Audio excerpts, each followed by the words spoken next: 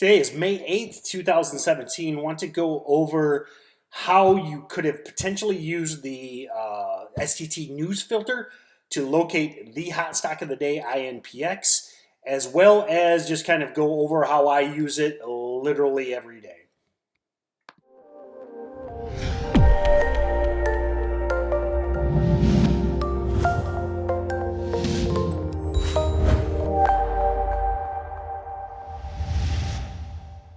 So the low float news scan, use this. I always have it running. I mean, you can have it in your sidebar, you can pop it out. I have it on a monitor, and the way I use it every day is I am scanning for low float stocks in my price range. I like low priced stocks as well. So low float, especially low priced. So I'm looking for stocks under $20. I don't typically trade the true penny stocks, so I focus on above 50 cents, and then I want to see volume, and then I want to see a percentage change. Okay, the STT news filter is awesome, and it's the fire hose of information, but the problem is, especially like pre-market or around the open, I mean, there's an article every second, basically. So it's, unless you're a savant, you can't track all that information, you can't keep track of it. And to me, I don't necessarily care if there's an article about Amazon or Apple every minute. I don't trade $900 stocks. I don't trade Apple, etc. So I want to be able to filter those out. So how do I do that?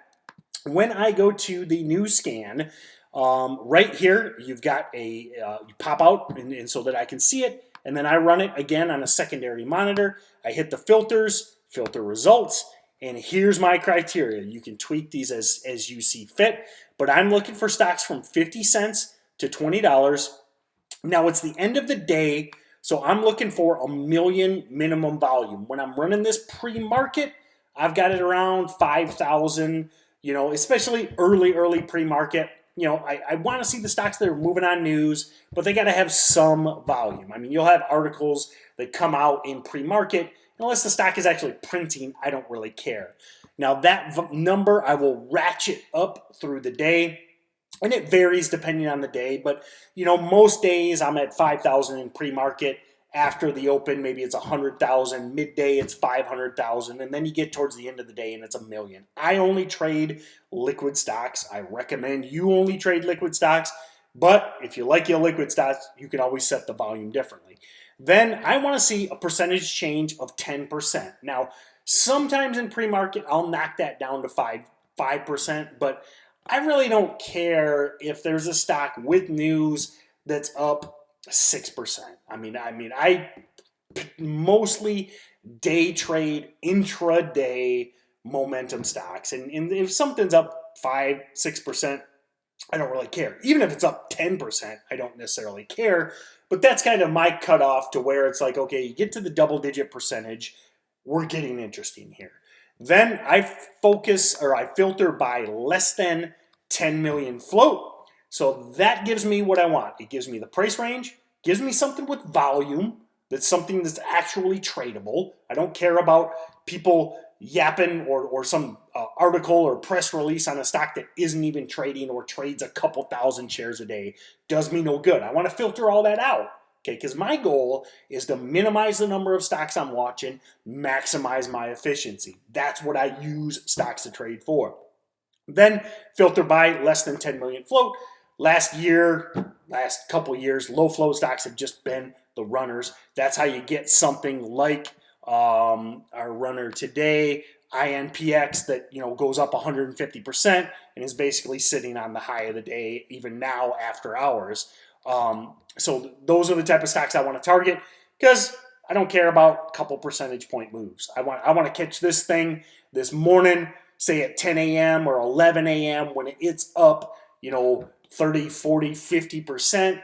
Then I can target maybe a whole dollar, $half break, or even potential situation here would be even if you miss that initial rip up to 3, pulls back, hangs around VWAP, and then pushes back through 3.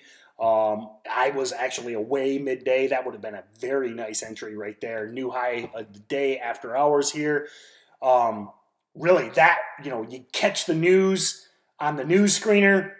You see it, it's persistent, it stays there. So even, you can see the volume come in, holds VWAP, breaks a new high day at 3. Maybe you make that trade and you risk back on, 260 back on VWAP or something like that. And then you've got a lot of upside. So proof is always in the pudding. You can see right here, Matt, StocksToTrade Pro member. These are the type of stocks we talk about every day in StocksToTrade Pro chat, where you see my screen live, you interact with other pro members. If you're interested, hit the link below. But again, here's the proof in the pudding from Matt. I used the news scanner for the first time today, and that helped me find INPX before the big move.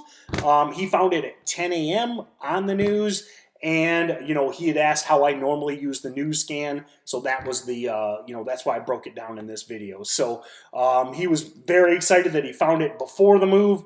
That's what you can do by focusing on volatile stocks, especially right now. Now the market will always change, but right now, low float stocks with news, INPX, I keep saying the ticker wrong, was also under the SSR. So there's a lot going on with this stock that made it a great potential short squeezer, and I love seeing it make new highs after hours. There it is, for sure in play tomorrow.